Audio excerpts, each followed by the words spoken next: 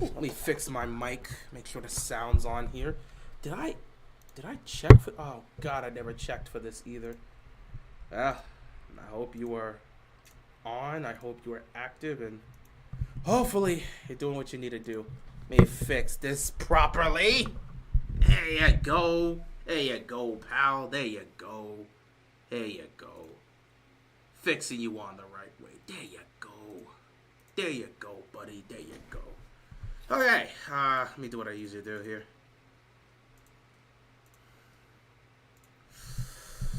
Ooh. Coming in with the energy. Coming in with the fire. The intensity. It's crazy that we are playing the Chargers on prime time, because I believe we play them, what was it, Sunday Night Football when we played them? Like last year we played these guys on prime time, and here we are playing them again on prime time, which I'm fine with.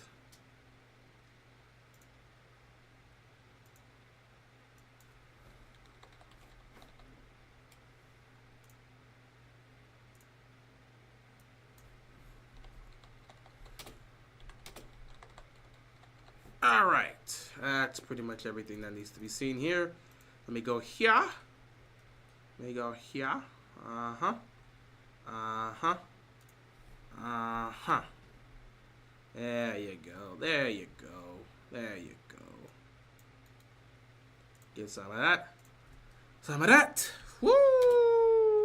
There we go. Alright, we are good to go. What's going on, everybody? Hope you guys are enjoying your day. It is time for the Ravens Chargers preview.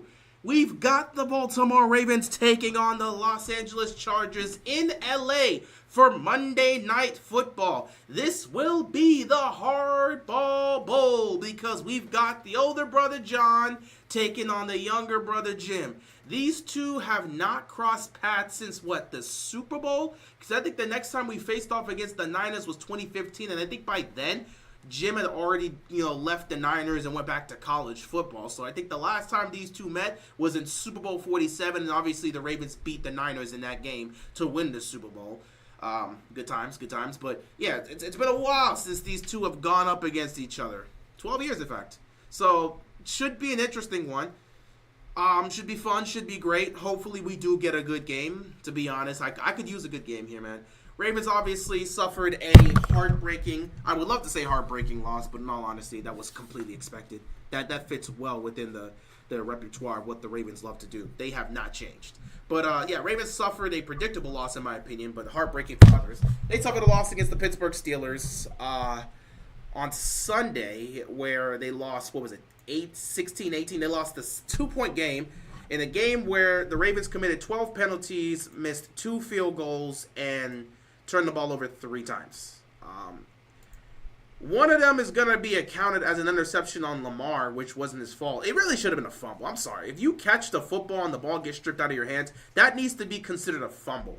But because I guess he was still technically in play, they just count it as an interception.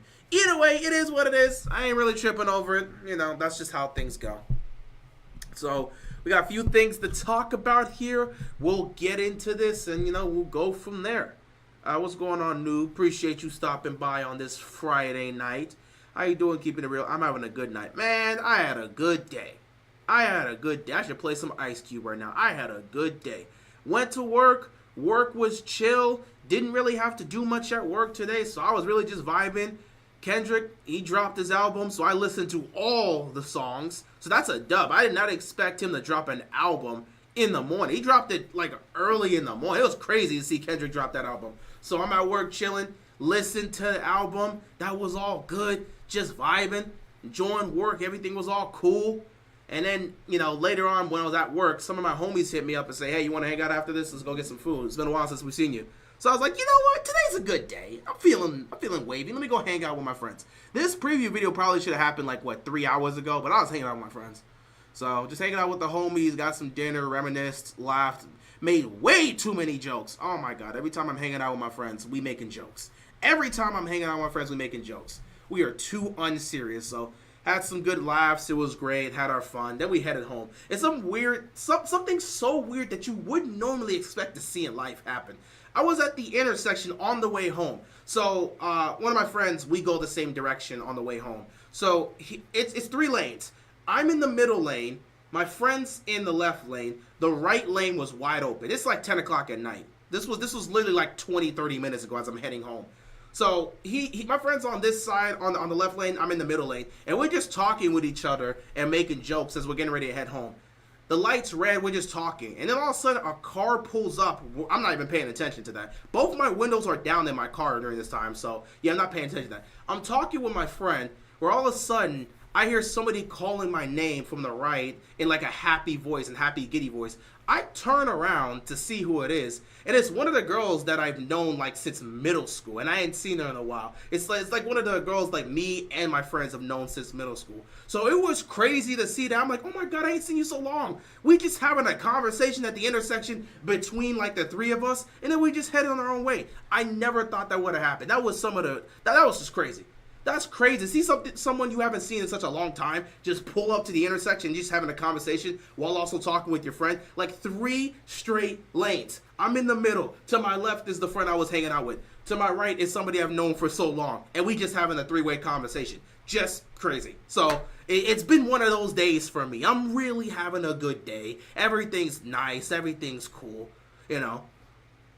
Just vibing, man. It's just a good day. Just a good day, man. Just a good day. Just you would never expect that. Just a good day. So, yeah, I'm just vibing. That's how my day was.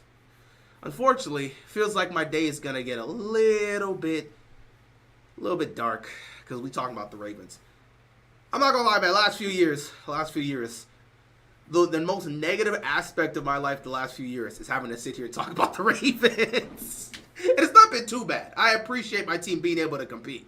It's not been too bad. But the problem is we have the talent to compete for a championship. We should have been able to at least get to a Super Bowl right now, and we have fallen short given the opportunities. We should have got to the Super Bowl last year. We probably should have won a championship, but we fall short in the AFC title game. This year, you have the talent to compete for a championship, but with the way they're utilizing the talent and with the way the team has played, many of us are already suspecting this is going to be a first-round exit team. I've said it right now. Unless major changes happen to the Ravens, they're a first-round exit. They just scream a first-round exit team.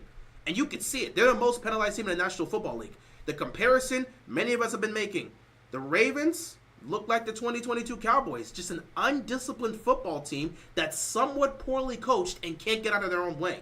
It cost the Cowboys against the Niners in the wild card round. It could very well cost us in the wild card round unless things significantly change. Changes need to be made all around. You have the talent. It's how you're utilizing the talent and what you're running out there that's the problem. So yeah, the Ravens have been one of the most negative aspects of my life in recent times. But, it's all good. It's all good. I still love this football team. I still hope one day we can win the championship because we don't need, multiple. We just need one with Lamar. That man wins one championship. We could push all the agendas. He's in top 10 conversations if we get one. If Lamar gets one, he's in top 10 all-time conversations. I hope you realize we can make those debates if he wins a championship. Not to mention the endless amount of receipts we have over the last 7 years. I'd have content for months because we wouldn't stop. We would not stop. Anyway, that's just a dream right now. Hopefully the Ravens make it a reality at some point. But speaking of the Ravens, we've got to talk about this game they're going to have on Monday night against the Chargers. Oh, what's going on, Yolanda? Appreciate you stopping by. Appreciate you pulling up for the stream. Shout out to you, man. Appreciate you. Always got love for you, Yolanda. You always keep it real about the Ravens as well. So I love you, man. We all love you. Show love to my girl Yolanda in the chat. But, yeah, we got to talk about this game because this is actually going to be a tough game. If people can make the assumptions that, the Chargers aren't as great as we're making them out to do, especially because offensively they have some issues there. Passing game isn't as great as it needs to be. especially because, well, Justin Herbert doesn't have the best of weapons. However, where they sacrifice the passing game, they excel in the running game. J.K. Dobbins and Gus Edwards playing for them, they've been great. Especially J.K. Dobbins. I mean, this is the J.K. Dobbins we Ravens fans know he could be. If you remember his rookie year, he rushed for over 1,000 yards and had 7-8 touchdowns. We know what this guy was capable of. The problem is he could never stay healthy when he was with the Ravens. It's unfortunate. Sometimes a player just needs a change of scenery. If he was healthy, if he could ever stay healthy, he would still be with the Ravens right now. I don't know if we would have Derrick Henry on this team, but he would probably still be with the Ravens. However, it's unfortunate it didn't work out with J.K. Dobbins. I'm glad to see he found a spot in L.A. with the Chargers that's allowing him to have a great year, and he's putting up wonderful numbers, and he's doing a great job. And then Gus Edwards, he's doing a solid job there as well. They got a nice 1-2 punch. Their running game has really helped out Justin Herbert. And even Justin Herbert himself has been utilizing the wheels a lot more this season. So that's really where the aspect is. Their passing game, it hasn't been the most potent. It hasn't been the greatest. But where they lack in the passing game, they are selling in the running game because they've got this dynamic duo that's been able to put up numbers and allow them to move the ball down the field. What also helps the Chargers is defensively, they're one of the most defensively sounded teams in the National Football League. Their defense has improved. So you've got a great defense, which they've always had talent on the defense. It's about how it's structured. Sometimes it's not about having talent, it's about how you're utilizing the talent. The Chargers have always had talent on the defense, but how they were being utilized, that's where the problem is. So they're a fundamentally sound defense. Not saying they're perfect. They can make mistakes. You saw what happened against the Bengals. But they're a fundamentally sound defense that plays solid football, man. They play solid football. So offensively, they're balanced. They're more of a running team than the passing team, but they're somewhat balanced there. And defensively, they're a fundamentally sound defensive team that really doesn't put... They really don't make a lot of mistakes and give up big plays like that. So this is not going to be an easy matchup for the Ravens. Not to mention Justin Herbert, he's not putting up the greatest of numbers, but Justin Herbert's been playing really well. Some games he's looked like a game manager, which is what they need. Other games, he comes out here and makes those plays that we all know and love. He makes those type of plays that allow us to sit back and say, oh, okay, those type of plays are something you expect to see from a top 5 quarterback, which has always been a debate about whether or not Herbert's been a top 5 quarterback. I've always talked about the big four, with it being Mahomes, Lamar, Allen, and Burrow. Those are the big four. We know what to bring to the table. But in terms of that number 5 spot, the guy that's consistently been at that number 5 spot has been Justin Herbert. And Justin Herbert has had to fight off other competition, such as a Jalen Hurts, such as C.J. Stroud, especially last year, such as a Dak Prescott. Like, he's fought off certain quarterbacks that have been within the conversation of a top 5. But usually people would look at Herbert and say, when he's at his best, playing his best football, he looks like a top 5 quarterback. He's fought off some other quarterbacks that tried to take that 5th spot, but, it's always been fluidity. But, yeah, Justin Herbert, he's having a good season. Not putting up the best of numbers. We know what he's capable of from a statistical standpoint. But it doesn't matter that he's not putting up the best numbers because they're a lot more balanced and they play better as a football team. Herbert's just doing what needs to get done. So the Chargers right now, they're playing good football. They look to be a playoff team. They're looking great right now. They're 7-3. They're right now sitting at the 5th seed. Baltimore's at the 6th seed at 7-4. So the winner of this ultimately can switch spots. If Baltimore wins, they go to 8-4, and the Chargers drop to 7-4. So the Ravens can end up regaining the 5th seed, however you look at it. With the loss, Chargers remain at that 5th spot. And based on how things are looking right now, I mean, we know the Chiefs just lost, so it puts them at 9-1. But the Chargers still have somewhat of a chance to try to steal the division away from the Chiefs, so they know they got to keep winning. That's what makes this game so important.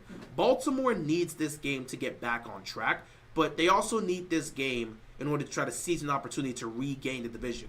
Yesterday was Thursday Night Football between the Browns and the Steelers. Steelers lost that game. Steelers are now 8-3. So Steelers sit at 8-3, Baltimore sits at 7-4. The opportunity to regain first place in the division is still up for grabs. So this is an important game for Baltimore. But it's also an important game for the Chargers being 7-3 with the Chiefs being 9-1. And I actually got to look. I don't know. Let me look at the Chargers schedule real quick. I want to just make sure I confirm this. Let me see.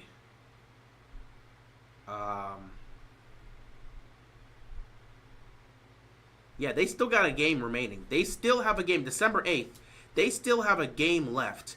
They have a game left to play against Kansas City. That game could end up being a deciding factor because you're sitting here right now when you're as a Chargers, you're sitting here at 7-3. Kansas City's 9-1. You don't know what's going to happen with Kansas City if they're going to suffer another loss, but the opportunity to try to take the division from them is still up for grabs. They still got to take on the Broncos and the Raiders. So if they can win those games, let me actually look at the Chargers' record right now. In the division, they are, let me see here.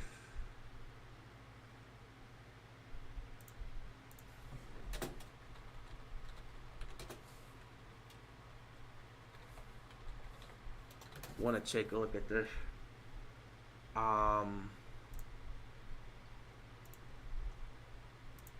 The Chiefs right now are undefeated in their own division. They've beaten pretty much. Oh yeah, they beat the Raiders. Okay, let me see here with the Chargers. Going back to. Yeah, they beat the Raiders. They beat the Broncos. And they lost to. So they're 2-1 in their division right now. Yeah, the opportunity for the Chargers to potentially take this is still up for grabs. So both teams are out here. Both teams are out here trying to get an opportunity to try to potentially get back into the division and potentially seize it from their opponents. Baltimore's trying to reclaim the division from Steelers, and the Chargers are trying to put themselves in a position to potentially steal the division away from the Kansas City Chiefs. So this is an important game. This is a really important game, and both teams know what's at stake. Now, with the Ravens, they're coming off of a tough loss against the Steelers. They need to bounce back. For the Chargers, they're coming off of a really, really, really uncomfortable win. They won the game. But my God, they were really close to blowing it. And it's crazy. It's crazy how things actually turned. It's crazy how things turned out for the Chargers in this, because usually they lose games like this. They had a huge lead against the Bengals last week. They nearly blew it. Actually, they blew it to the point where the game was tied. The Bengals had 2 opportunities to take the lead with field goals, and McPherson, the same kicker that kicked his way to getting the Bengals in the AFC title game and the Super Bowl in 2021, for some reason, could not hit these kicks. It's just like he's lost his mojo. The whole team feels like they've lost their mojo. So those field goals that missed ultimately gave the Chargers a couple opportunities, and eventually they seized it with J.K. Dobbins running into the end zone to give them a lead to pretty much end the game like that. So, obviously, the Chargers are coming off of a tight win against the Bengals. The Ravens are coming off of a tough loss, a tight game against the Steelers. One needs to bounce back. The other needs to keep the momentum up in order to keep up with their opponent in their division. So, we'll see how things go. Monday night, Harbaugh versus Harbaugh. John versus Jim. Lamar versus Herbert. Derrick Henry versus the combination of former Ravens backs and J.K. Dobbins and Gus Edwards. It's so crazy how many former players are on the Chargers. It's just weird. Like former players and former staff. Like Todd Monken's offense going up against, well, not really going up against, but Todd Monken's offense versus Greg Roman's offense. Who's going to call a better offensive game? It's going to be so weird how this game goes. Before we do talk about this, we do have to talk about the injury report that has been coming out. We've got some injuries piling up, man, and a lot of guys did not practice today. Guys have not been practicing this week, and we don't actually know how their status is. Nelson Agholor, he was sick. He didn't practice on Thursday, but he was good to go for Friday. He fully participated. Hamilton has been a full participant. He's dealing with some neck injury. Justice Hill was in concussion protocol. He seems like he's cleared. He was limited on Thursday. He practiced full today. And Odafe Owe, he's practiced full on Thursday and Friday. So that's the good aspect. The questionable aspect has to deal with some guys here. Rashad Bateman wasn't even on the list. I believe Rashad Bateman was not on the list yesterday, but now he's on the list today with a knee injury. He did not participate in practice, so that is a concern. Travis Jones, we know he suffered that ankle injury in the game against the Steelers. We just got him back just for him to get hurt. I'm going to assume Travis Jones will not be good to go against the Chargers on Monday night. He's probably going to be out. Same thing for Kane. Kane's dealing with an ankle injury as well. He did not participate in practice yesterday or today. He's probably not going to go. Another person that just came on the list, Tyler Linderbaum, was not on the injury report yesterday. He's on the injury report today with a back injury. He did not participate. Arthur Millette, obviously, he had suffered a calf injury before the Steelers game, so he didn't get to practice the rest of last week. He has not practiced at all this week. I don't expect Arthur Millette to be out there for this game against the Chargers. And last but not least, Roquan Smith. This is the biggest conversation. Roquan Smith, with the hamstring that he suffered against the Steelers, has not practiced all week. He has not practiced all week. Now, they have hope that he will be good to go. But if he's not good to go, they're just going to have to play by committee, which means you're going to see Malik Harrison out there a lot more. I think same for on board, which I don't feel comfortable with. But that's just how it's going to go if Roquan can't go. Also, if he can't go, that means the green dot's going to Kyle Hamilton, and he'll be the one to kind of navigate the defense on Monday night. So we'll have to see how that goes. Either way, a lot of people are on the injury list, man. It's not a good thing to see, 3 games? It's not a good thing to see 3 games before we play a game, before we have to play a primetime game. Ravens done with David Ojabo. He's been a healthy scratch, so I assume he is. It is what it is. You know, that's just kind of how it's going to go. But, yeah, it's not the best of situations to look at. But that is the injury report. Before we do get into talking about this game, keys to the games and such, I'll take a look at some of your comments here before we do that. I swear the Browns are only good in divisional matchups. Hey, man, it works to their favor. Steelers ain't having a good day. That's their problem. We weren't having a good day after we lost to the Browns, so I don't blame them. And they had the lead. They just let Jameis deliver a damn near Christmas miracle. We cannot waste Lamar's career, please. I mean, I don't know what else to tell you, bro. If you don't get a championship, it's going to be seen as a waste for this franchise. That would be a dark stain on this franchise if they can't win with Lamar. And if we keep choking and losing in the playoffs, then we're going to continue to build a nice legacy of failure. We're a young organization, so building a legacy of failure fresh off of your face of your franchise retiring is going to be crazy. What has this team accomplished since Ray Lewis is retired? That's going to be a very interesting question if they don't win in the Lamar era. That's all I got to say about that. Other than their rookie wide receiver, Ladd McConkey, Chargers don't have really good wide receivers. Yeah, that's pretty much been the case. I think Quinton's been solid for them, but not consistent enough, and that's kind of what the problem has been. Chargers got Greg Roman calling the plays. Yes, they do, so it's going to be going up against our former offensive coordinator. We'll see how that goes. I think the Chargers are really underrated. They can make a splash in the playoffs if they make it. I'm going to be honest. I don't see the Chargers going far. I think if the Chargers get a bad matchup in the wild card round, they can lose. I can see them messing around and losing against the Steelers. I can see them messing around and losing against the Bills if they get them. I don't trust the Chargers. If you watch the game against the Bengals, they should have lost that game. They had a huge lead and blow. The Chargers can still charge her up. They can't hold on to leads. This team has not changed significantly to the point where you feel like you can trust the Chargers. That's where a concern would come in. Going on, man. Just got back from the gym. Roquan probably out. Yeah, he's probably out. They still are keeping some hopes up that he will be able to go, but there's a good chance that he is out for this game. It's 2024 and kickers are missing easy points. Don't know what to tell you, man. Steelers lost first place is good. It's the Ravens. No, Ravens are not first in the AFC North. Ravens are second. Because they're 8-3. We're 7-4. So the Steelers are still in first place. They're 8-3 and we are 7-4. So they're still in first place. The difference is we have a tie in terms of division records. We're 2-2. They're 1-1.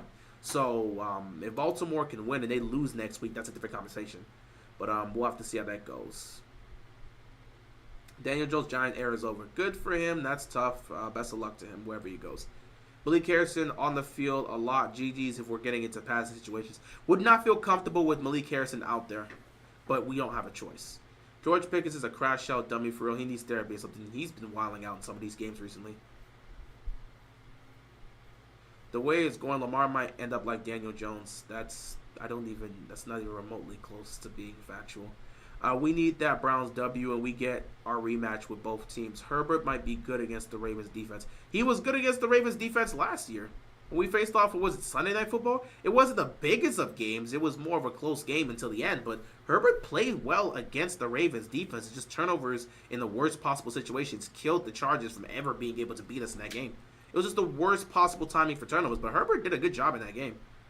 I don't know. The Chargers have high-end talent. The Chargers do have high-end talent. I just don't trust the foundation of the Chargers because having high-end talent doesn't always save you in the playoffs, and it's not consistent enough for you to go on a run. You've got to be fundamentally sound in several aspects, but you also got to be good at situational football. And the Chargers struggle with situational football. Despite them having a lead against the Bengals, they could not hold on to it, and the Bengals nearly beat them. If it wasn't for McPherson missing 2 field goals, the Chargers probably do lose that game. So I don't trust the Chargers if they have to face off against the Bills. I don't trust the Chargers if they have to face off against the Steelers in the wild card round. I just don't trust it. You think the Bengals can steal a game off of Pittsburgh? They play well against Pittsburgh, so I would assume they should be able to beat them. With Nelly out, maybe Deontay Johnson gets more targets. That is a case that I didn't even talk about. Nelson Aguilar is most likely out, and if Nelson Aguilar isn't out. Nelson Aguilar is most likely going to play. So Nelly's not going to be out. Yesterday, it looked like he was going to be out, but it turns out he was sick. So Nelson Aguilar is going to play. He was a full participant. He was just sick. So Nelly's most likely going to play, but they'll still try to get Deontay Johnson involved. We'll just have to wait and see. Okay, with that out the way, let's actually get into the game because I do not want to spend too much time talking about this. So, Monday Night Football, Ravens, Chargers, in LA, Harbaugh versus Harbaugh is the Harbaugh Bowl. Let's see how this is going to go. Who has the edge offensively? Well, when the Ravens actually do play their style of football, they're one of, if not the best offense in football. We know what they're capable of with their talent. We know what Derrick Henry can do. We know what Lamar Jackson has been doing all season. We know what we've been seeing from Zay Flowers, who's, by the way, 5th in receiving yards this year. He's going to have well over 1,000 yards receiving. So we know what we're getting from Zay Flowers. We know what we're getting from Rashad Bateman. He's been solid. He's having a career year. So you know what you can get from your tight ends as well with Likely and Andrews and Kolar and whatever you're going to utilize. This team has talent, and we know what this team's capable of. So offensively, I would have to sit back and lean more towards the Ravens and say they have the edge here. Whereas with the Chargers, they have an identity, and their identity leans on the run game. Their passing game isn't the strongest. You know, a lot of schematic aspects of the passing game could use some work, not to mention they don't have a lot of talent at the receiving position. So a lot of times Justin Herbert's trying to make do with what he has, and he has to go make some of those special plays in order for them to get something done. He's got to be near perfect with these throws to even give his guys a chance to go make a play. So the passing game, it's not terrible, but the passing game isn't really the strength of the offense. It's more of the running game, and they have an identity, but you wouldn't look at them and say they're one of the best offenses or one of the most explosive offenses because they do not have a lot of talent on the offense. So I think the edge would have to go towards the Ravens. Defensively, the edge's got to go against the Chargers. Based off of how both defenses have played this year, the edge has to go against the Chargers. The Chargers have been more fundamentally sound. Now, one can argue the Ravens have more talent on the defensive side, but the Chargers have been more consistent defensively. Now, the Ravens have made a major change. They already announced it. For the rest of the season, they're going too high safety with Hamilton and Washington. So Marcus Williams is getting benched for the rest of the year. That's a smart move. They need to make another smart move and bench Brandon Stevens, but that's a conversation that they'll probably have to have once they feel Tre'Davious White is good to play as that starter. And then I think you could really have that conversation once Arthur Maulet gets back. Because my thing is, you bench Brandon Stevens, you put in Tre'Davious White, and you have Wiggins on one side, Tre'Davious White on the other side. You put Marlon Humphrey in the slot. Then when Maulet gets back, Maulet can take that slot position, which is where he thrives. You put him in the slot. You put Marlon Humphrey on the outside because he has been great on the outside. That's why he's playing at the All-Pro level. And then you put Wiggins on one other side. And then you rotate with Wiggins and Tre'Davious White. So that's some of the things I think they should do defensively. And they may look to do that. But we can't talk about potential or possibilities. We can only look at the defense, how it is. They seem like they've figured something out defensively by benching Marcus Williams, and they're going to go with that moving forward. So they may play better defensively moving forward, but we have to see it before we can get that assessment. Based on how both defenses have played through 11 weeks, we have to sit back and declare the Chargers having the defensive edge until the Ravens can be more consistent on the defensive aspect to be able to earn that level of respect. One game isn't enough to get it. And even if you want to sit back and say, well, you got two examples with the Broncos and the Bills, the Chargers have played relatively well defensively throughout the season. And they've just been more consistent. Consistency is key. You can have those high moments, but consistency is key.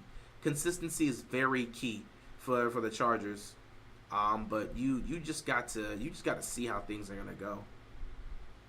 You really just got to see how things are gonna go. I'm really trying to look at the high octane offense. I mean, to be fair with the Chargers defense, they have not played the toughest of competitions prior to the Bengals, but still, I think their defense has just been more fundamentally sound that I feel like I have to give them the edge. Even though Baltimore has more defensive talent, until Baltimore can play well consistently from a defensive standpoint, we have to give the edge to the Chargers. Though Baltimore has the capability of playing better defensively than what we can see from the Chargers, just because the Ravens have better talent on the defense.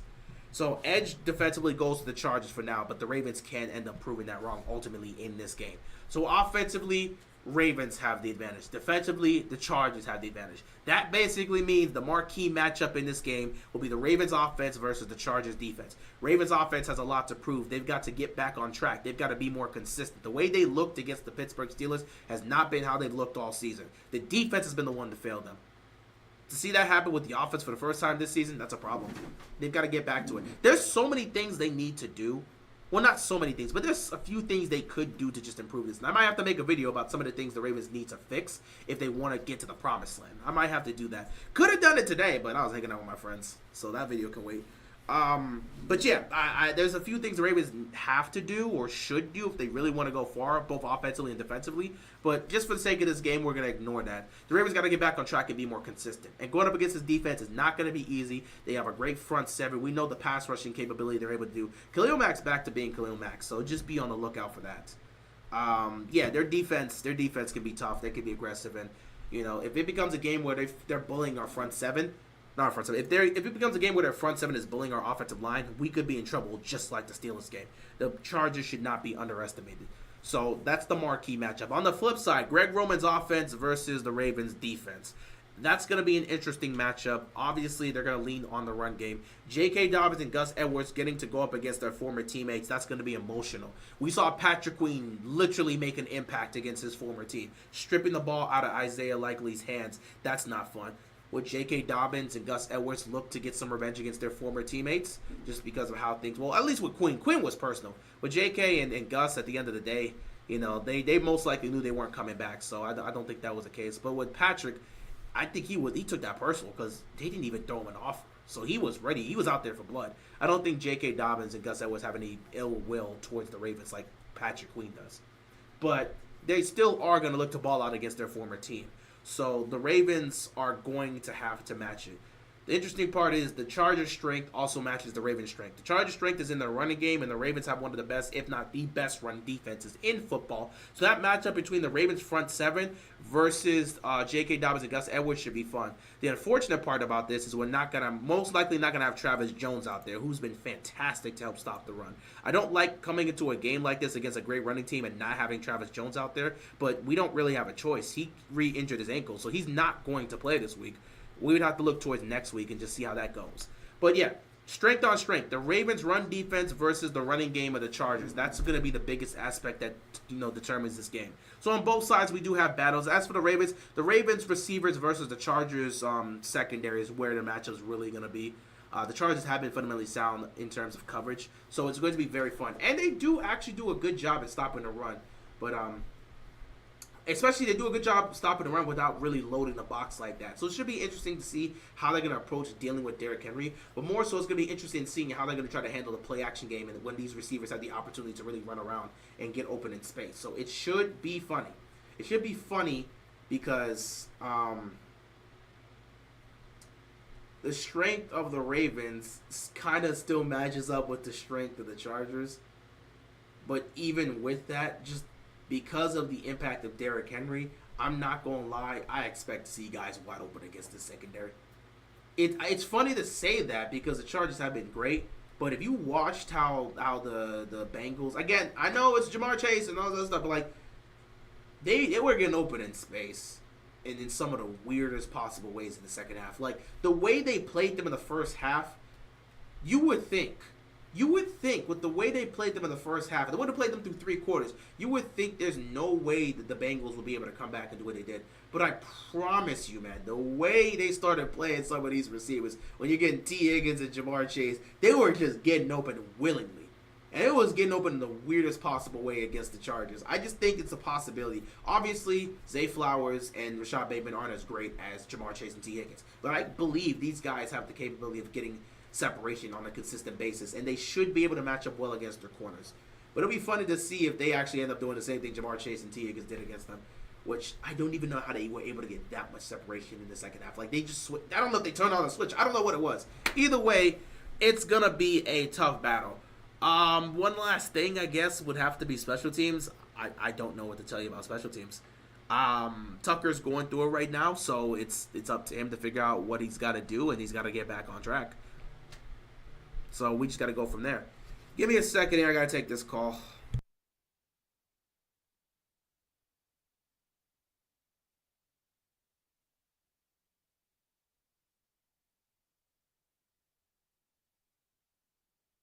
Give me a second, guys. I have to go handle something. Hopefully, it's not that long. Give me like maybe 2-3 minutes. Let me go see what this guy wants.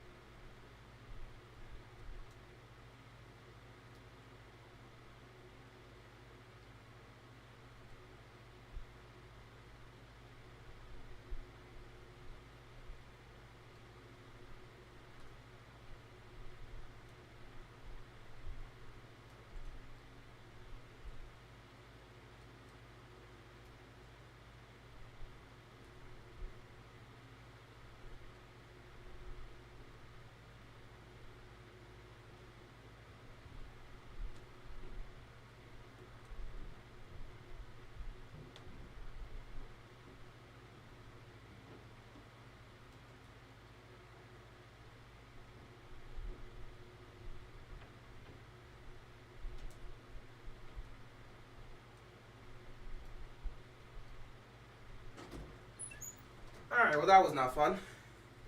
That was not fun at all. That was not fun at all. Alright, what was I talking about? Oh, yeah, Tucker. Yeah, Tucker, I don't know what the issue is with Tucker, But it's up to him to figure out what he needs to do to get himself back in order. It's been frustrating. Tucker normally doesn't miss kicks, but he's missed kicks from 50 plus. He's missed kicks from under 50. He's missed an extra point. Tucker's been missing all season, man. It's frightening. It's frightening to see this from Justin Tucker, but you just got to hope he's going through a hump that he can get it over.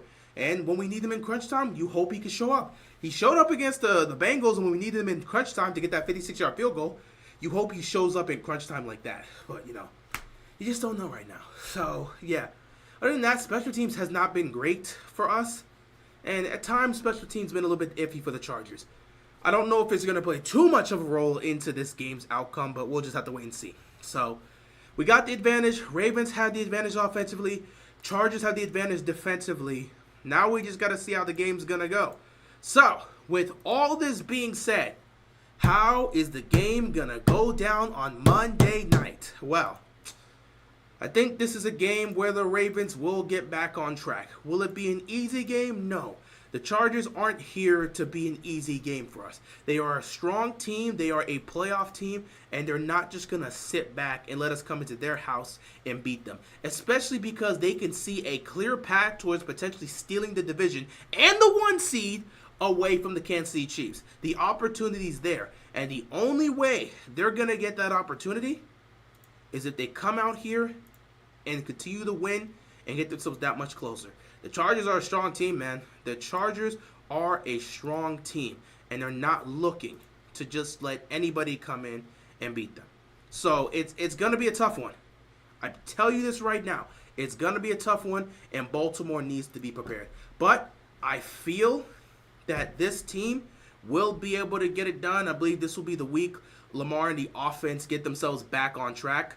They'll be able to, get themselves back on track, show more consistency offensively. It's just weird. The Ravens never seem to show up for games against the Steelers. But then you put them on primetime, and the Ravens are one of the best teams on primetime, and they always show up in primetime games. So I expect Lamar to shine on primetime the way he always has. Lamar plays his best, his best football on primetime. So I expect him to show up and do his thing every single time on primetime, which is what he has done throughout his career. I expect the offense to be able to show up and put points on the board, and I expect them to be able to get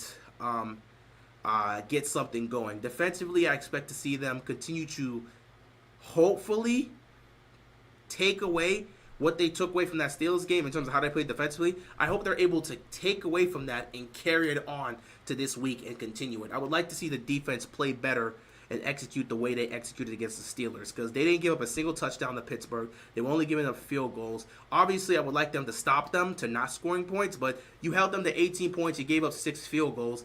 You don't look at that as the worst. It's not going to be a situation where things are going to magically get fixed and be perfect for the Ravens. It's not going to happen like that.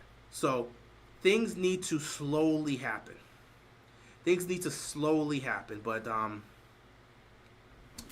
we'll just have to wait. And see. I think the defense will be able to at least perform well enough to, make sure we can maintain what we're doing. I think the defense is going to make a good chunk of stops against the Chargers offense, especially because the Chargers' strength is the running game, and that also matches up with the strength of the Ravens' defense. And in terms of the passing game, we'll see how these guys do. I have a concern because Brandon Stephens is most likely going to be out there, but, if Tre'Davious White can continue what he did against the Steelers, I'd be cool with it. So we'll see.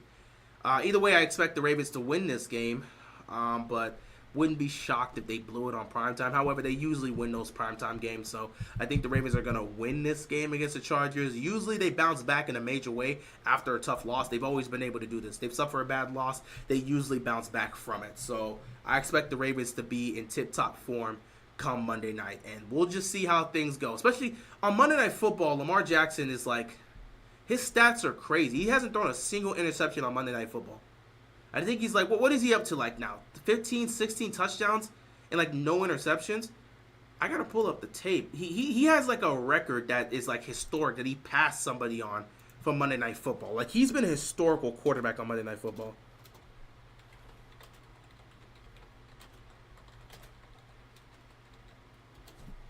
Let me see here. I know I can pull it up. Yeah. Lamar Jackson in 8 career games on Monday Night Football. He's completed. I don't even know how much. I gotta see this. Let me do the math because That's fun. 7. All right, so Lamar on Monday Night Football has completed 68% of his passes for 1,772 passing yards, 681 rushing yards, 22 touchdowns, 0 interceptions. So Lamar has been damn near perfect on Monday Night Football. He's been damn near perfect on Monday Night Football. Like, he's putting up crazy stats on Monday Night Football. I think he also has, like, another record for Monday Night Football. I think he passed somebody in Monday Night Football for something.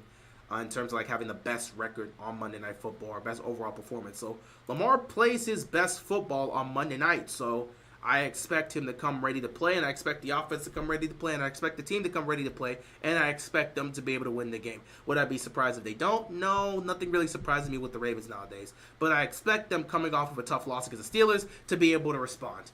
We'll just see how they deal with that for the most part. So I'm taking the Ravens in this game. I'm taking them to win the game. We'll see how they do on Monday night. I think it's going to be a close game between them and the Chargers. Ravens probably win by 5 or something like that. I don't exactly have a specific score to pick, but I do believe the Ravens are going to win. They're going to play well, and they're going to get the job done. They'll go to 8-4, and then after that, they have their matchup, their final matchup, which will be against the Philadelphia Eagles on December 1st. And after the Eagles game, the Ravens can finally get their bye week. So they got week 12 this week, Monday Night Football. Next week should be against Philadelphia in week 13. And then week 14, they can have their bye week where everybody who's injured right now has all the time in the world to be able to sit back and rest and get themselves going. So the Ravens right now, they got to get this one. They got to get this one, got to get this game, go to 8-4, and put themselves in a position to potentially get back into trying to win the AFC North. So we'll see how that goes. Take a look at some of your comments here as I get ready to wrap this up, which I think I did a good job today. 45 minutes, well, 46 minutes. Ain't that bad. Ain't that bad. Ain't that bad. Let's see. Well, the Ravens finally used Keaton Mitchell on offense. They're slowly trying to integrate him, but it's not easy to just integrate him and throw him out there fully. I hope they look to continue to give him more opportunities, but who knows? We'll see. We will have to see. The NFL needs to do something about their draft. Getting these first-round picks and end up ruining their career to bad teams. There's nothing you can do about that. Bad teams need to get drafted. I don't know what you can do. The draft has always been set up for the worst teams to get an opportunity to get the game. It's not even just an NFL thing. The NBA. If you're actually with the NBA, it's kind of a bit more of a lottery. They put the worst teams together, run a lottery, and get to pick who's going to get the first pick, who gets the fifth pick, who gets the fourth pick, and all this other stuff. So maybe you want to say they switch more to a format of the NBA, but it's still lottery teams that are going to be in it that get to pick. So there's nothing you can do about it. They're going to end up being on bad teams. You just got to hope the team can turn it around. There's nothing you can do about it. You can't say, well, the top draft picks deserve to go to the good teams. Then what about those bad teams? They're just going to remain bad forever? Like, those bad teams need quarterbacks. Those bad teams need receivers. They need defensive players. There's nothing you can do about that. You can't just say, oh, they shouldn't go to this bad team because their career is automatically going to get wasted there. There's nothing you can do about that.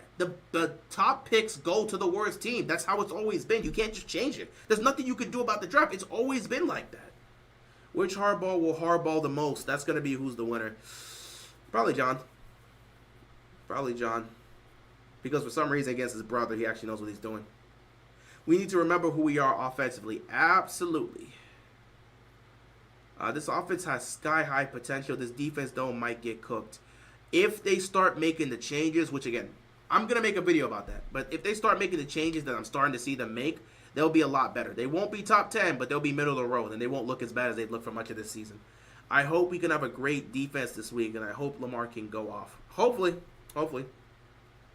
We need that offense that put up 40 points on the Broncos and that defense that played the Steelers. I mean, we're asking for a lot. I don't know if you're going to get that here. These teams are actually pretty similar. Yeah, they're actually pretty similar in how they're built, so that is cool. That is cool to see. Yep, I'm expecting Lamar to fold against the Chargers. You're expecting Lamar to play like trash and fold against everybody. We know your agenda at this point. You expect Lamar to play bad every week. You expect him to fold against everybody. We know how you operate. We know your agenda. That's great, dude. Chargers 1 seed, man, you funny. It's funny to say, but the Chargers do have a long shot for it. They do. Because if they can continue to win, and you got to hope they continue to win, and then they just are able to, one, they got to beat the Chiefs the next time they face off against them, and two, they've got to continue to win these games. And matchups like this, against the Ravens, are opportunities that can really set you apart. So if the Chargers keep winning games, they have a shot at the 1 seed. Don't think they're going to get it, but they have a shot at it. Because right now the Chiefs hold the 1 seed. And if they can surpass the Chiefs in the record, they have a shot. Though I think the Bills right now already beating them also have a shot for the 1 seed. Maybe Buffalo gets it over Kansas City, but who knows? So Monday night game will be a game to see which teams can hold on to a lead. I guess. I don't know. Ravens will be solid if they get their run game going with Justice Hill with those screen passes. They need to get their running game going with Derrick Henry and then utilize Justice Hill with some screen passes. I'm gonna be honest, guys. I love Justice Hill. I love what he does in the passing game with some of those screen passes. But we need to be honest. This team understands that Derrick Henry is one of the main engines here. I don't care what Justice Hill's doing in the game. This needs to be established. The Ravens have to establish his identity. Derrick Henry needs to be in the game in the fourth quarter. I don't care what Justice Hill's done all game. Derrick Henry needs to be in the game in the fourth quarter. The fact that there's 4 games this year where you've watched the Ravens absolutely not even bench, but we've watched them put Derrick Henry on the sideline, and Derrick Henry's on the sideline watching the game instead of being in the game to help. Makes no sense. In all four of those games where we're watching Derrick Henry on the sideline for the fourth quarter, we've lost every single one of those games. Can't happen. I like Justice Hill, but in the fourth quarter, that needs to be Derrick Henry out there. Just get the win. Last year was a struggle against the Chargers because they are a good team. The Ravens, if they establish the run, they'd win. You establish the run, but it's not even just about establishing the run. The passing game needs to go too. You need to get Derrick Henry involved, and you need to establish play action. Because when they establish play action, they're a different football team. And again, it will come down to my discussion about what the Ravens need to do and some of the changes they need to make. And I'll be watching Monday night to see.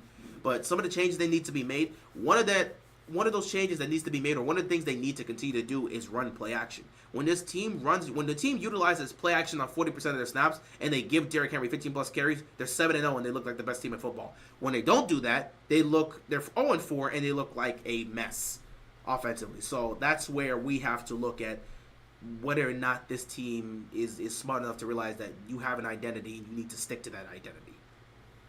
Barkley versus Henry matchup next week. Should be a fun one. Can't wait. The Eagles versus Ravens game next is going to be a nasty dogfight. Should be an interesting one. If y'all would have played the Steelers on Thursday night, y'all would have went easy because Steelers are bad on Thursday night football. We would have won easy. I don't know. They could be bad on Thursday night, Sunday night, Monday night. Whenever they meet up against the Ravens, they play their best football, and we play completely messy. I don't know. It is what it is. What's up, my boy? Salute to the Browns. What's going on, man? Yeah, credit to the Browns for what they did, man. Jameis really out there just being a good leader. Shout out to him. Quarterback Daniel Jones didn't want to ride the bench as he's looking for a new home. Not sure where he'll start. I don't know if he's going to get a start. He might just be a backup player for somebody. But we'll see. Henry on the sideline is a terrible look on Harbaugh. 4 games where he's been on the sideline in the fourth quarter and hasn't got a single touch, or has only gotten 1 touch. I think in 4 games, in the 4 losses, he's touched the football twice in the fourth quarter. Makes no sense. Makes no sense at all. You think the Mavs will be the 1 seed in the West? Nope. Not over a team like OKC with the way they're playing. In fact, I could pull up the Western Conference. I don't see Dallas getting the 1 seed. Not in the West. Not in the West. Right now, you got a bunch of teams that are playing well. The Lakers are on a winning streak right now, which has actually been interesting. Funny enough, this is just embarrassing, man. The Eastern Conference is embarrassing. The Miami Heat are 6-7, and they're the 5th seed in the Eastern Conference. I don't want to talk about the Heat right now. Just embarrassing. The Warriors are 12-3. The Thunder are 12-4. The Rockets are 12-5. The Lakers are 10-5. Right now, the Mavericks are the 9th seed at 8-7. Again, we'll see how the Warriors age, but the OKC Thunder, they are a young basketball team, and I think OKC is gonna get the 1 seed this year. It's gonna be between OKC and maybe Golden State. I don't know. But I think OKC could take the 1 seed in the Western Conference. We'll have to see how it goes. Phoenix is also another team you do have to look at, and they'll be in the mix, but they started to slack off. The Western Conference right there, man. I just think OKC's probably got a chance to really take it, but we'll see. That's just me. That's just my personal pick because I like what OKC's doing. And I sat back and said, hey, man, if you start seeing Chet take it to another level, if they take it to that next step, they're all young players. Take it to the next step with SGA and Chet and Jalen. You let those guys take it to another step, OKC can be a legitimate title contender. Like, legitimately go the distance. So we'll see. We will see. Come on me all you want, but all I know is Cardinals is the second best team in the NFC after the Lions.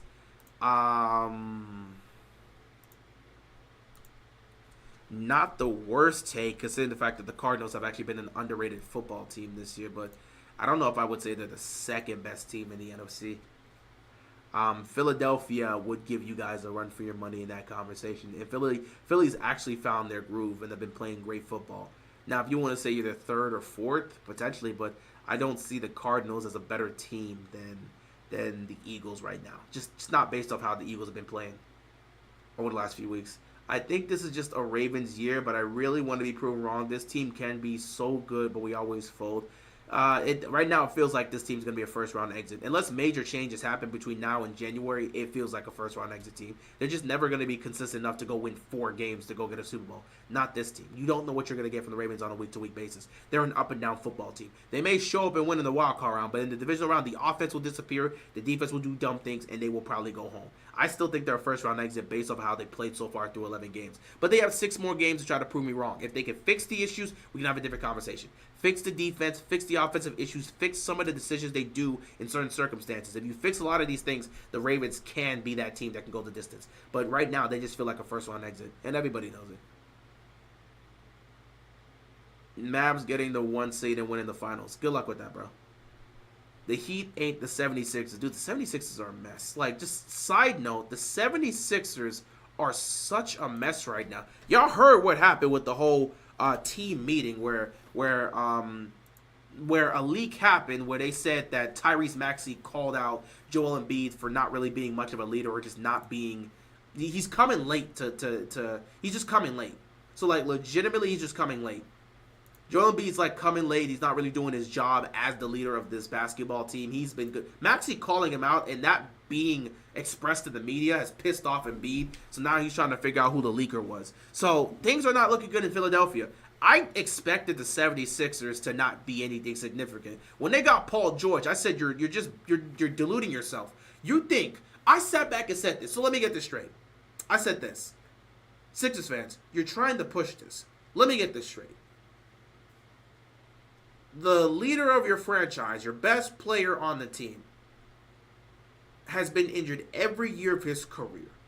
You go out and get a guy in Paul George that has a lengthy injury history and has been injured nearly every single season since 2017. You put those two together, and I'm supposed to believe they're going to beat the Celtics and somehow get to the finals. Based off of what? We all knew the Sixers were going to fold at some point, but none of us knew the Sixers were going to be this bad this quickly.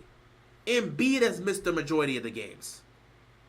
Paul George has missed the majority of the games. In fact, he missed the majority of the games, came back and recently injured himself in a game. I don't know if it was the other day, it was like last week or something. He a couple games ago, he injured himself. So now you have Paul George out for some time. Tyrese Maxey, he started the season, he suffered an injury, he was out for some time, he's back.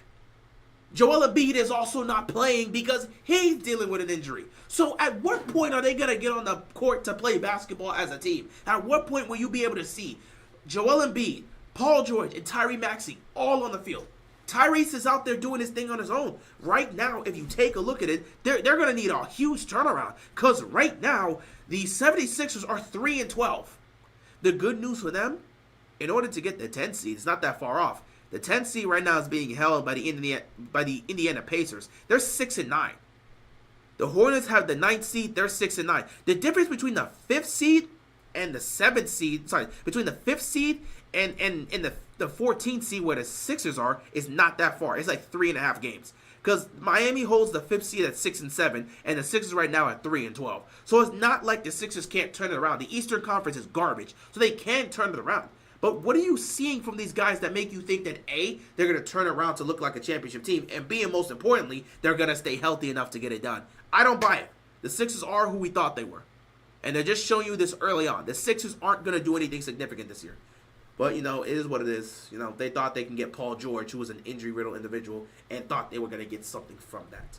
It is what it is. Yeah. This is why Harbaugh will prevent us from getting a Super Bowl. Next to no touches for Derrick Henry in the last quarter. That's literally when you feed him the most. Yep, I can't wait for the playoff game where we're going to watch our Hall of Fame running back stand on the sideline while we give Justin Hill touches when it should be Derrick Henry out there in the fourth quarter. Can't wait for it. Then when we lose the game, everyone will just blame Lamar like they always do and act like everything that we're seeing, coaching malpractice happening, we're going to ignore it. And then the media on Get Up is going to roast Todd Monken and say, why aren't you using Derrick Henry? As if Todd Monken's the main guy that's the cause of that. But it is what it is, though. I'm not saying Tom Monken doesn't take blame. He is the offensive coordinator. Put Derrick Henry out there. But I don't know if he's the only one at fault for that. Can you imagine the TV ratings of the Ravens got in the Super Bowl? I don't know how much the ratings. I don't know if the ratings will be high or not. I really don't know. Outside of Boston, Cleveland. Outside of Boston and Cleveland, the Eastern Conference is disgusting and a disgrace to the NBA. Yeah, it's been so bad. People are bringing up the they don't bring it up every year, but it actually has become a yearly conversation over the last few seasons. They're having the yearly conversation of should the NBA just abolish the conferences and just make it 32 straight teams and the best 16 will just go into the tournament. So Eastern and Western Conference doesn't matter. Because it's getting so pathetic to watch the Eastern Conference play in comparison to the Western Conference. But it is what it is at the end of the day. Crazy that the Cowboys are the only team in the state of Texas that have not won a home game. Not really crazy. It's funny, but it's not really crazy. What's going on, Houston? Sup, keeping it real. Good opportunity to gain ground in the AFC North Monday night. Yeah, we got a chance to try to get ourselves closer. We'll see what happens. We got to be able to beat the Chargers, but, you know. Take it one game at a time, one step at a time. We got 6 games left in the season that we know is guaranteed. We got to see what we can do to end the season off. I expected the 76ers to be bad, but they're the 76ers. Come on. I knew they'd be bad, but I didn't expect it to be this bad. I got a scary feeling that the Steelers is going to beat the Ravens 3 times. It could very well happen. Don't know if it's going to, but it could very well happen. Mavs lead the Nuggets by 20 plus. They're up 73-53 at halftime. We'll see how things go with that game. I'm not going to lie. 20-point leads nowadays in the NBA don't really mean much. 20-point leads feel like 10-point leads in the NBA nowadays. You can come back from 20. Going to watch to see if Henry gets more playing time in the fourth quarter, particularly when it's third and short. We'll see. Gets real hot late in the NFL season. Pretty much, this is where people have to now start fighting for playoff seedings. Either you're already out of the it's either you're already out of the contest and you're just looking at college tape and looking at these mock drafts to see who your team's going to draft this year in the draft, or no, I'm sorry, who's going to draft next year in the draft. You're either looking at mock drafts because your team's not going to make the playoffs, or you're fighting for a playoff spot. So that's just how it is. Who are your AFC Super Bowl favorites? Kansas City 1, Buffalo 2. No one else really matters in that conversation right now until it's proven. Pittsburgh has a defense to get to the Super Bowl. Offensively, they don't have a defense. Sorry, they have the defense to get to the Super Bowl. They don't have the offense to get to the Super Bowl. That offense is gonna lead them down a path of destruction. They'll make the playoffs. They're not beating the Bills or the Chiefs. They will fall in the postseason.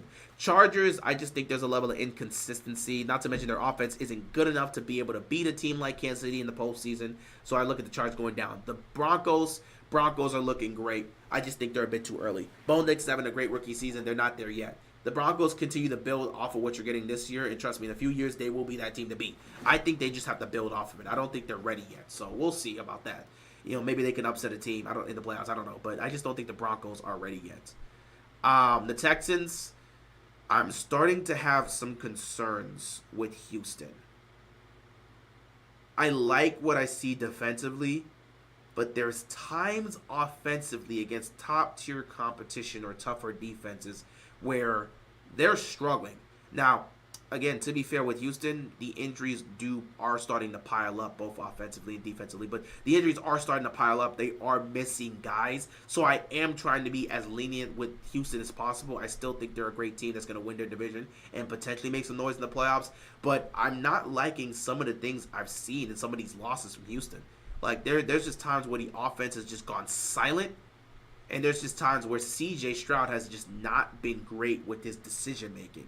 I'm a bit concerned with the Texans. I think they're going to be a playoff team. They're going to win the AFC South, obviously, but I'm a bit concerned about what they can do in the playoffs.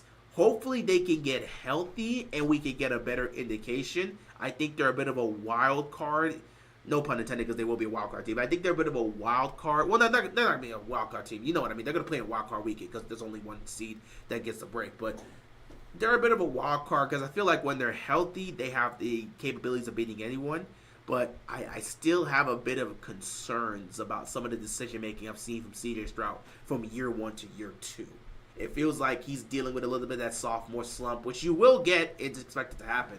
When teams have film on you, they're going to attack your tendencies. But I still think they're good enough to try to make some noise. However, I think Kansas City's 1, Buffalo's 2, everyone else is there. So, yeah, we talked about the Chargers, talked about the Steelers, talked about the Broncos, and then talked about the Texans. Last but not least, the Ravens. I've already told you this is a first-round exit team. They're inconsistent. They're a high-low football team. Now, maybe they get lucky and you get the high of the Ravens where everything's operating at a high level and they just beat the team they play in the wild card round. Chances are you're going to get that low in the divisional round. The Ravens are too inconsistent. They're an undisciplined football team. They lead the league in penalties. You know who also led the league in penalties? The Cowboys in 2022. The 2022 Cowboys team. They had all the talent in the world to go win a Super Bowl. They led the league in penalties. They were an undisciplined team. They were somewhat poorly coached, and they played poorly in situational football. And it cost them in the wild card round against the Niners. The Ravens look exactly like the Cowboys. So this team screams first round exit unless things change. So unless the defense improves, unless the offense is more consistent, unless the team gets better in situational football, the Ravens are a first round exit. I hope they prove me wrong. But all the signs point to first-round exit. We could talk about how great they look when they're playing their game, just like the 2022 Cowboys. When they're playing their game, with CeeDee Lamb and all this other stuff, they look unbeatable. We'll see how that ages. You can look unbeatable when Derrick Henry's running the ball aggressively, Zay Flowers making catches, Rashad Bateman's doing this thing. When everything's working well, Ravens can't be beat. But when you get punched in the mouth by a physical team and you start making mistakes, how are things going to look for the Ravens? They have not been great in situational football. That is something that's hurt them for years. So again, they feel like a first-round exit. I hope I'm wrong, but they feel like a first-round exit. So for me, the AFC Super Bowl favorites, 1, Kansas City, 2, Buffalo. The rest, I wouldn't even talk about that. I don't even know who you could put at 3 right now. I don't really believe in the Cavs. Most people don't believe in the Cavs. I think the Cavs are good enough to at least get to the Eastern Conference Finals if they play the way they're playing right now. Because I'm going to be honest. Take a look at the Eastern Conference. I will show you this again. The Cavaliers are 16-1. The Celtics are 3rd-3. 3rd-3, Jesus. The Celtics are 13-3. The Knicks are 9-6. The Magic are 10-7. Those are your 4 best teams right now based on record. You got the Heat as the 5th seed, 6-7. Bulls 7-10. Pistons 7-10. Hawks 7-10. Hornets 6-9. Pacers 6-9. Bucks 6-9. Nets 6. Look at the Eastern Conference, man. It's not good. The Cavs' main competition is the Celtics. Now here's the question. This determines how the Eastern Conference Finals could potentially go. In an Eastern Conference matchup between the Cavs and maybe the Knicks, who wins in the 7-game series? That, in my opinion, may end up happening, and that could be the determining factor as to who's going to face off against the Celtics in the Eastern Conference Finals. Because I'll tell you this right now. If it's Celtics-Knicks in the second round, we might have a conversation about who's going to win that 7-game series. Though, with the way things are set up right now, the Cavs would take on the 8th seed, so let's just assume the 8th seed. I mean, they're going to choose between the Pistons, Hawks, Hornets, or Pacers. They're beating any one of these teams in the 7-game series. So the Cavs will win in the first round. Then they would have to take on the lowest seed. So based off of this, if everything kind of stays the same, they're going to take on the Magic or the Heat in the second round. They can win that series.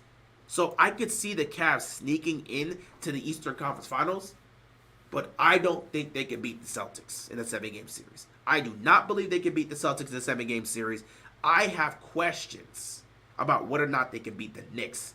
The Knicks healthy in a 7-game series, they're gritty and tough. Can the Cavs be able to do it? That's my question. The Celtics and the Knicks are the 2 teams. Well, the Celtics for sure. I know the Celtics are better than the Cavs. The Celtics can beat the Cavs in the 7-game series. The Knicks, that's questionable. But, we'll have to wait and see. We have to win this game Monday. Yep. Do you think the Ravens should draft a good backup kicker next time? Don't know if they're going to do so, but we'll see. They did recently get Nico Collins back, so we'll see about the Texans.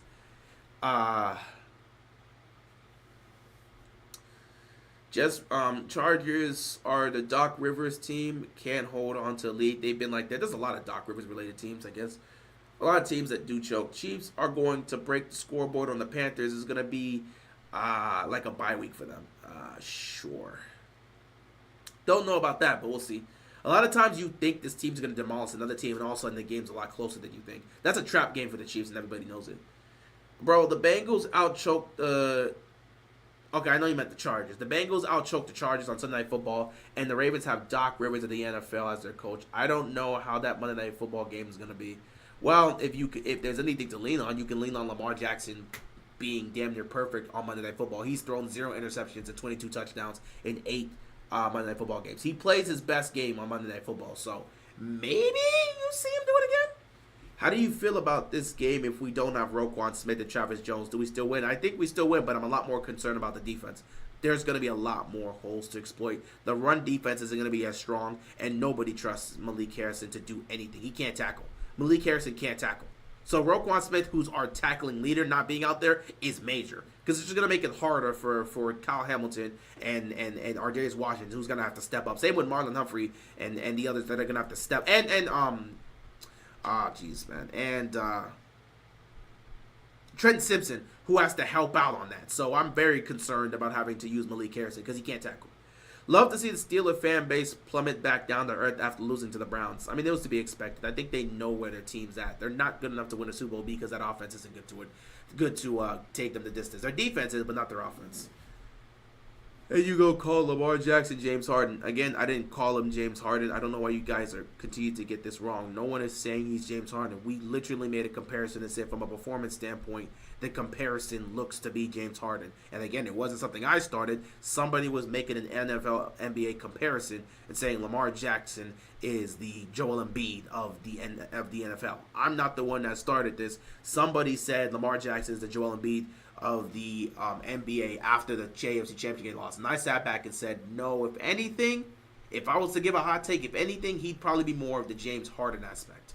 But, y'all just can't seem to get over that, I guess. And I said from a performance standpoint. Never said from a mentality standpoint. Never said from a play style standpoint. We said from a performance standpoint in the playoffs, his comparisons would be James Harden. A top 5 player who's a future Hall of Famer who, in certain moments in the postseason, has either made mistakes or has not shown up in the biggest moments. That does not mean they have not had good moments in the playoffs. Nor does that not mean that they haven't played any good games. Because Harden has good playoff games. And Lamar at least has a good playoff game. But in some of those biggest moments in the playoffs, they either make a mistake that costs their team the game or they don't show up when you need them. That was the whole comparison aspect that we talked about when it came to Lamar Jackson, James Harden. Nobody called Lamar Jackson, James Harden. We said from a performance standpoint, he's James Harden. Lamar is Damian Lillard. Can't put Damian Lillard there. Can't really put Damian Lillard. Damian Lillard wouldn't be the thing. Damian Lillard has never been seen as a top 5 player. Damian Lillard has never been seen as a top 5 player. Never, not once has he been considered a top 5 player in the league. The reason we use James Harden is because he was at some point during his prime when he was in Houston, he was seen as a top 5 player who won an MVP. That's the thing. You cannot sit back and say Dame Lillard. Lamar is OKC. Westbrook, that's also not an aspect I would agree with. Because, again, Westbrook had KD. And, again, I mean, then again, you're talking about the MVP Westbrook. Still wouldn't say that. Still would not say that. Because it's not like Russell Westbrook doesn't show up in the playoffs. Oh, he shows up in the playoffs. It's just his play style does not really translate to the team winning. And because everybody else around him ain't really doing much, Russell Westbrook's had great playoff games. It's just like he'll play great in the first round, but they'll still go home. So like Russell Westbrook in 2017 had a great first round against the Houston Rockets. He still went home in 5 games. Nobody else showed up. Russell Westbrook was balling out against the Houston Rockets. That was his MVP year. Nobody showed up. Nobody helped him. They went out in the first round in 5 games. There's nothing you can do about it. It's not a Russ thing. It's not really a Russ comparison.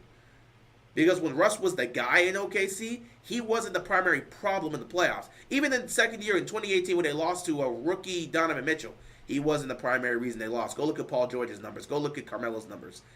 It's not all Russell Westbrook in that aspect. And even then, Russell Westbrook still played well in that series. It was really Paul George, and especially Melo, who didn't do much in that series. So I can't even use OKC Westbrook. I can't.